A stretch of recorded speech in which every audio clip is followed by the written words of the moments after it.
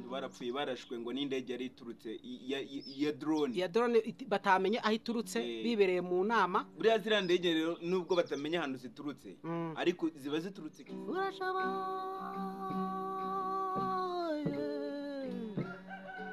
kuko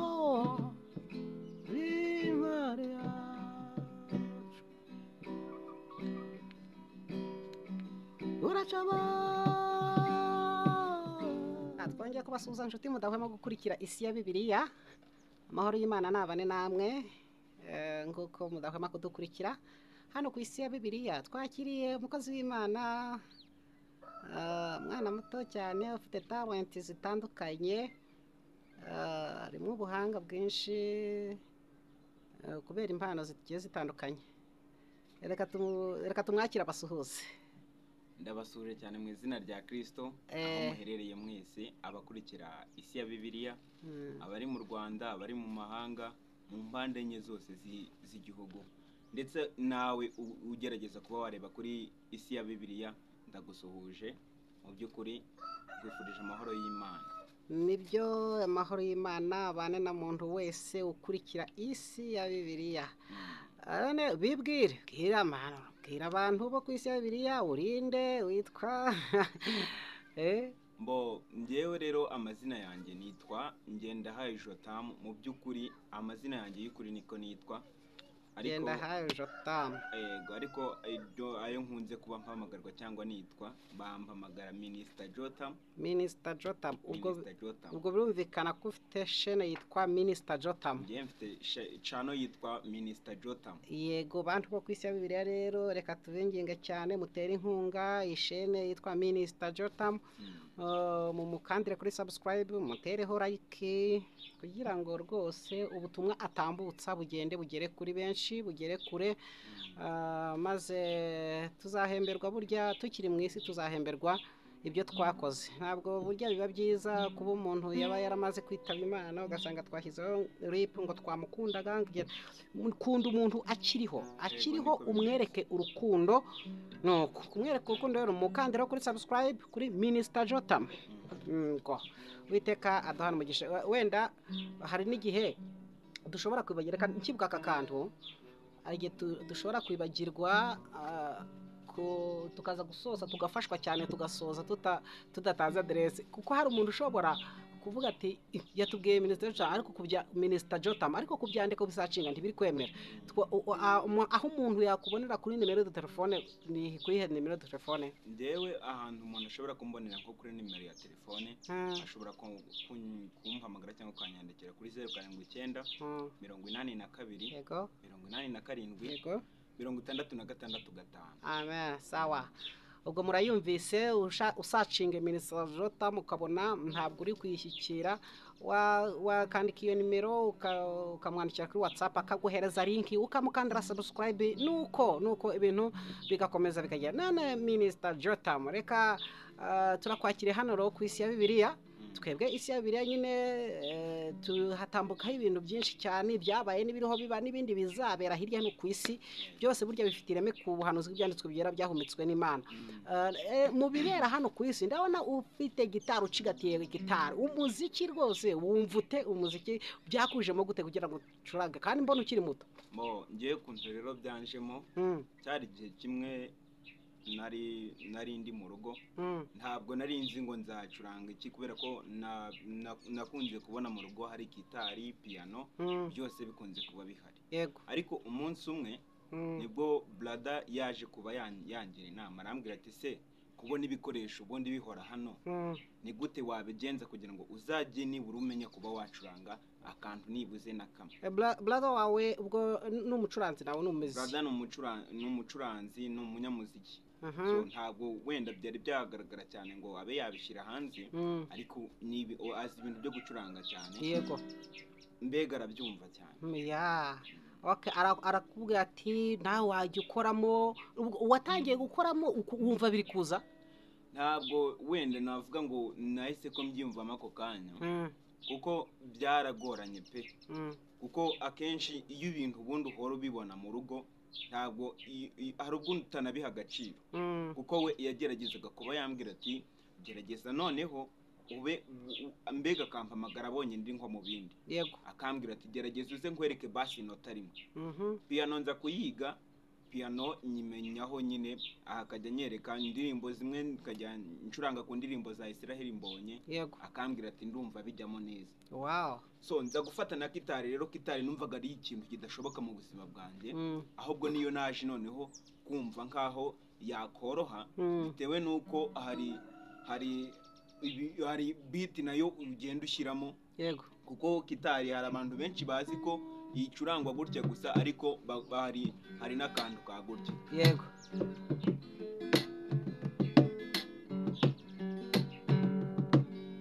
no kuvuga ngo gitari ushyiramo beat ntabwo gitari ufata ngo ushyiraho ngaho gusa ngo wumve ko ngo ari yo gucuranga ku mirya gutya gitari acoustic ntabwo urumva beat ijyamo yego ndiyo ubwo ukumva ko nyine ibyo ngibyo kubigeraho wenda kuba nariyumvishemo gitari nkumva ko nshoboye gucurangaho akantu gatoya nabifashijwemo na brother ndetse na piano nawe niwe wamfashije mu kubimenya mu by'ukuri ndiyo kabisa Imana igumugisha rwose rero koramo rwose ako kabiti wari ukubiseho ongera ugakubiteho neza nk'umunota umwe cyangwa amasaga 40 abantu bo kwisi yabera bumva uburyohe bw'umuziki ngashyiremo se bagashyiramo nta kibazo kubitiramo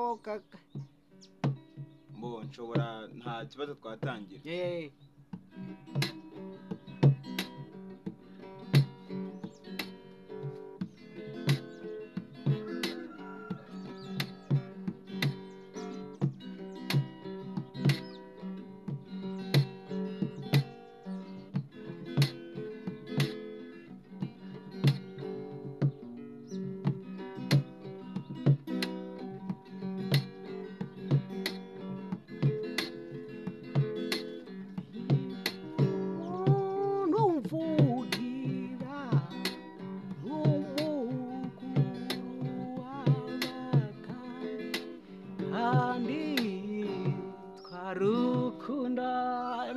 umugisha mwizina cyangwa se n'akandi karirimbo so ari indirimbo Clarisse Karasira afite yaririmbiye umugabo we bari mu bukwe ngo wambereye inshuti y'amagara iriya ndirimbo nyine hano turayicuranga rwose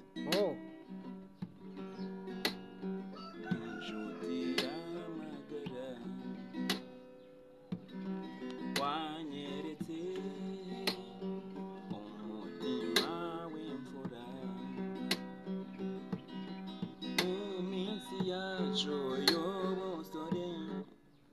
ni gutyo nyine ugenda bigenda gutyo nyine ukayicuranga mbega neza ariko so nuko wenda muje isi ya Bibiliya ije cyangwa se tuyisuye tutiteguye neza ariko ibintu biba bihari 100%. Ibyo birahari rwose birahari.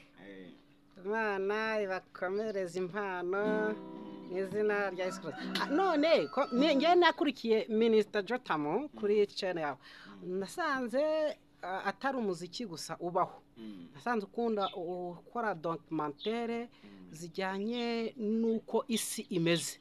Ndavuga ati se ko wagira ngo ni ishami ry'isi ya Bibiliya ni cyo cyatumye ngira amatsiko yo kuza kureba Minister Jotam kuko numvise ukora documentaire rwose zigaragaza uko isi imeze. Buriya zira documentaire ibiri cyangwa ibibera ku isi buriya byakangurira iki mwene muntu uri ku isi? Ikintu biriya bishobora gukangurira mwene muntu ni ngo kubaho wenda yabaho yiteguye kuko urabona hari ijambo rivuga ngo isi irashirana no kwifuza kwayo. Yego. Mu gihe isi iri bushirane no kwifuza kwayo ibi ngibi rero kandi byavuzwe ko ngo tuzabanza ikizabitwereka ari intambara ndetse ngo n'impuha z'intambara. Yego. Ibyo ngibyo rero bikaba ari ibintu bikomeza kugira ute tugomeza kubonesha amaso yacu ngo mu burasirazuba bwa Repubulika Iharanira Demokarasi ya Kongo ngo biri guca bigacika rwose tukumva ngo ahandi ngo ntago bimeze neza. Ibyo rero ngo ni intambara n'impuha zazo hahandi rero bakomeza gukubitana bakamenana mu by'ukuri ibintu bitoroshye. Ibyo rero mu by'ukuri bishobora kuba mu makuru dutanga ni ibintu byerekana yuko ari ibintu bishobora kuba bifasha umuntu mu buzima bwa buri munsi ndetse no kuba yabaho yiteguye. Ibyerekana kuza kwe biruta kuboneka, agiye kutugabira kubaho kwiteka. Ubu ni ibigaragaza ko umwami ari ku irembo, ageze ku irembo, ko ari ibyerekana kuza kwe biri hafi kuboneka. Byerekana kuza k'umwami biri hafi kuboneka. Kabone n'ubwo abantu benshi batabyumva cyangwa se bakaba batekereza ibindi kundi, bakumva ngo intambara zabaye, abenshi yari abagendera muri byacitse mu by'ukuri,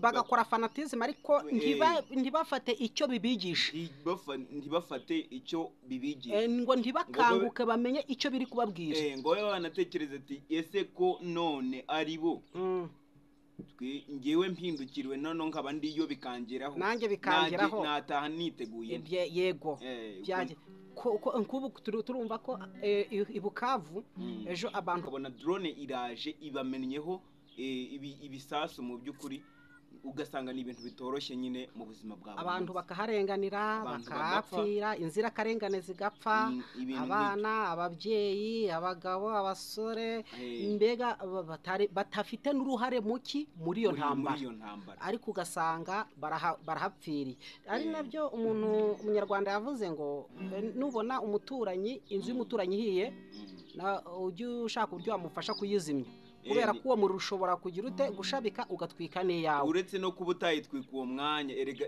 ejo bishobora gucya ari wowe utahiwe. None ibyo byose rero nta mpamvu ubutumwa twabwira abantu bo ku isi ya Bibiliya n'abazayikurikira n'abandi bayikurikira, twababwira tuti ibyo byose biri kuba ntabwo ari ibintu twakagombye kubona ngo ni ibintu bitambutse gutyo gusa, byakagombye kugira icyo bigira ute bitwigisha yuko isi iri mu marembera. Nibyo Minisita Jotamu, nabonye kuri Jotamu yawe, kuri channel yawe ya Minisita Jotamu, ubwira abantu ubereka inuza umupira, ubereka umupira wabaye uri kuba. Buriya ukunda kujya mu mupira kuwureba cyangwa uri umukoca?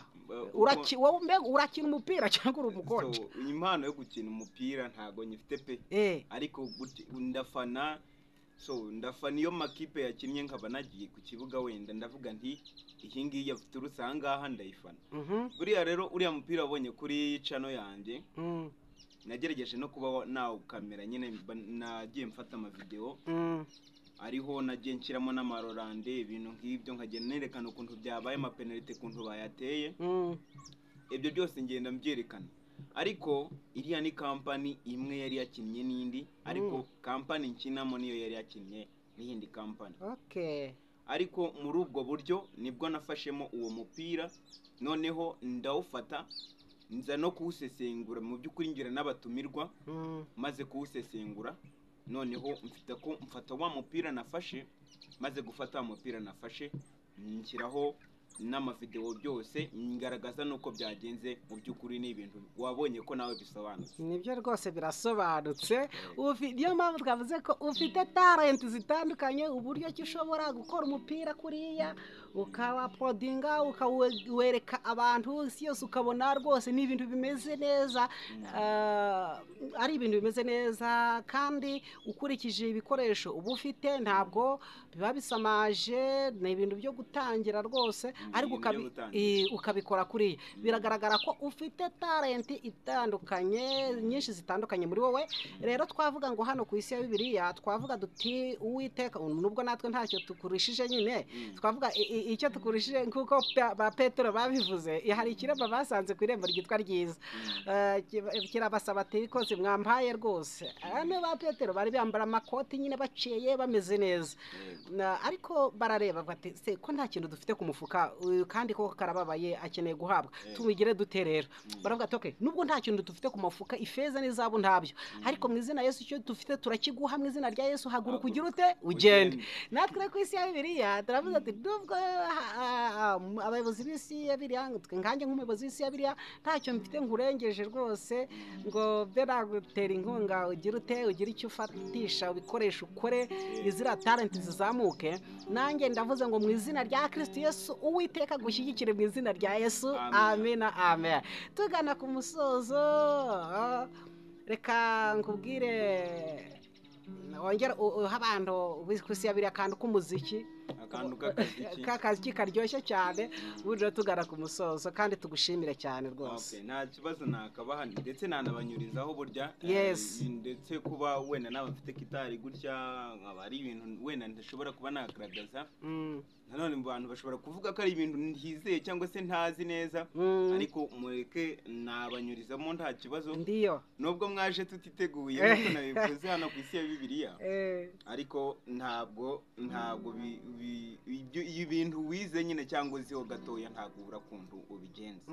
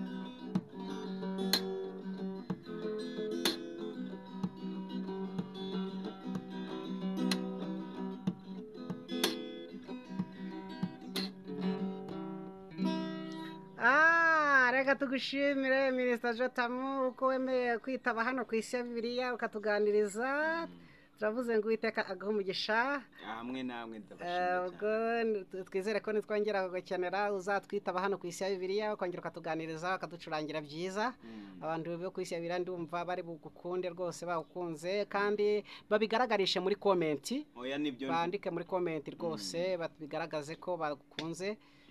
Niba tuzongera kugarura ukongera ukabacurangira ukabaganiriza Uwiteka agahe umugisha mu izina rya Yesu Kristo.